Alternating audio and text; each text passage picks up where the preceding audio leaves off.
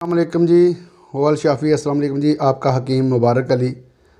हमारा मौजू है इल्म तिब और हम बात करेंगे इस वीडियो में जोड़ों के दर्द की, जोड़ों के वर्म की, गठिया के दर्दों की, कमर दर्द की और यूरिक एसिड की वजह से जोड़ों के दर्द की।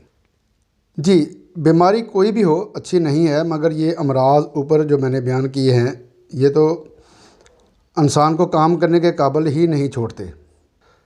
यूरिक एसिड की ज़्यादती और जोड़ों का दर्द चलने फिरने से कासर कर देता है। मैं ज़्यादा तफसील में नहीं जाऊंगा क्योंकि आपके पास वक्त ही नहीं है। इसलिए इन तमाम प्रॉब्लम का एक इलाज हब सुरिंजा लासानी वालों की ले लें। ये गोलियां हैं और आप सुबह शाम एक गोली पानी या जूस के साथ इस्तेमाल कर सकते हैं या लेबल पर दी गई हदायत के मुताबिक इस्तेमाल करें। ये बच्चों के लिए नहीं है। अगर आराम ना आए तो आप अपने हकीम से रब्ता करें। वल शाफ़ी, आपका हकीम मुबारक अली। अस्सलामु अलैकुम वरहमतुल्लाहि व बरकातुहू।